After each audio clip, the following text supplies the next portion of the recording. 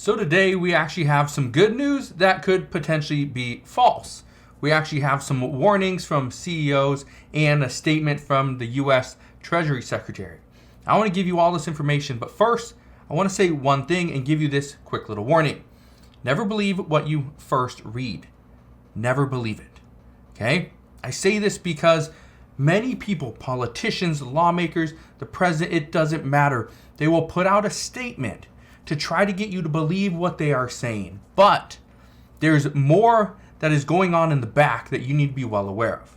Now, I'm going to explain what some of those things are in today's video. First, I asked for two things. One, hit that like button. It really does help out the video. Second thing is make sure you share this video with your friends and family over on Facebook. But let's get right down to it. Here's what happened today.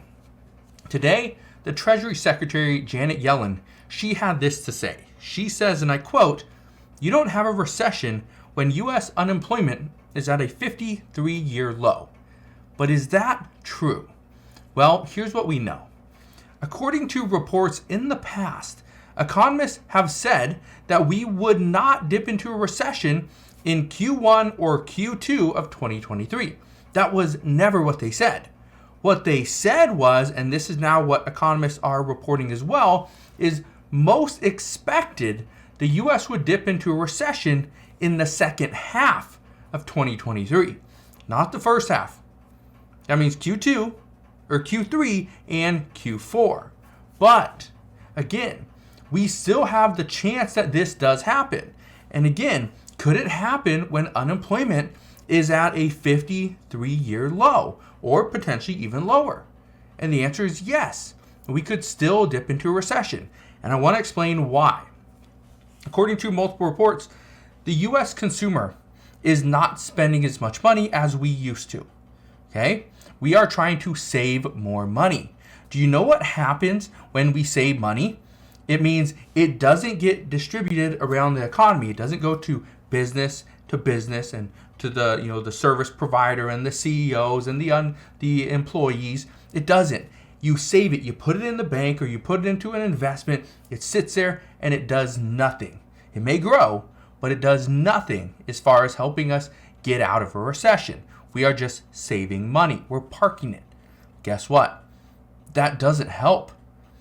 That does not help. That's why we could dip into a recession. Just because unemployment is low doesn't mean that there is no possible way we can dip into a recession. And economists believe we will dip into a recession. Now, I also want to give you this statement from the CEO of Bank of America, because he was recently asked about whether or not Bank of America is preparing for a U.S. debt default. And he said that, yes, the bank obviously is. But he also had this to say, and I quote, "You hope it doesn't happen, but hope is not a strategy, so you prepare for it." That's exactly right. Just because you hope we don't dip into a recession doesn't mean you shouldn't prepare for one. You need to prepare for the worst possible outcome. And anything that is greater than that, well, that's better for you. But again, that isn't all that people should be prepared for.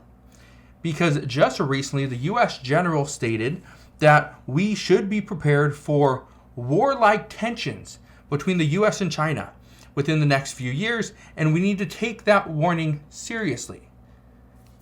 Why would somebody come out and say that? Why would they say that we need to be prepared for warlike tensions? Well, guess where we're at now. China has already admitted that unmanned balloon flying over the United States that got shot down on Saturday, well, that was Chinese, right? It doesn't look good. We also know the United States is already feeling the impacts of all the different tensions between China when Nancy Pelosi decided to go to Taiwan. You think that was a good idea? No, the tensions have only increased since that trip. Again, what's happening between the United States and China isn't going away. It's not getting any better, especially with President Biden leading the country. China is not happy with anything that he's done, and so, according to experts, it will not get better till potentially 2024, but if he wins the re-election, then it may not get better until 2028. But again, we will see. Something else we do know is things between the United States and Russia are not good. Ever since the United States decided to sanction Russia, these impacts, we are feeling these. Yes, the sanctions were supposed to impact Russia. They have, but the sanctions, and President Biden was very specific on this, and he was open and upfront that the United States is going to pay the price as well. We have been. Prices have been going through the roof. We're struggling to get enough oil to meet demand, right? We can't produce the amount of grain that we need. Precious metals are even harder to come by, which means manufacturing, again, is slowed, but it also costs more money. And again, that's just from Russia. What happens if things between the United States and China get worse? What happens if the United States decides to place sanctions on China, right? What if we decide we are no longer going to buy Chinese goods? What happens then? Well, what I can tell you is prices are going to go up. It's going to be difficult to find a good source that is going to be inexpensive. Go to Mexico, but things are going to be a little bit more than China. You go to India, but are things going to be the quality of stuff that's coming out of China?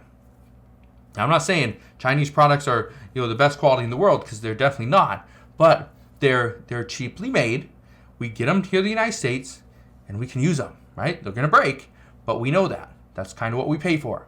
Or do we pay top dollar, get the best products, and they are U.S. made? Well, we all know we can't afford that, because right now, the majority of people that are living paycheck to paycheck is the highest it has been in record years, okay? Or in recent years. It is hitting that record.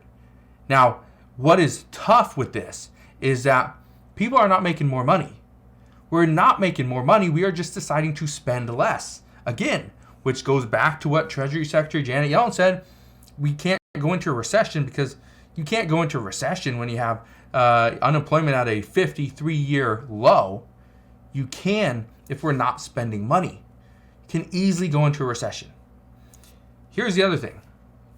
One of the big costs that the American consumers have is medications, especially for a lot of people here in my audience that are older, right? 55, 65, or even older. A lot of people use certain medications. But did you know that 80% of the APIs used in U.S. drugs, these are sourced from China, which means medicine would be in an even shorter supply, and prices again will go up. This is the problem.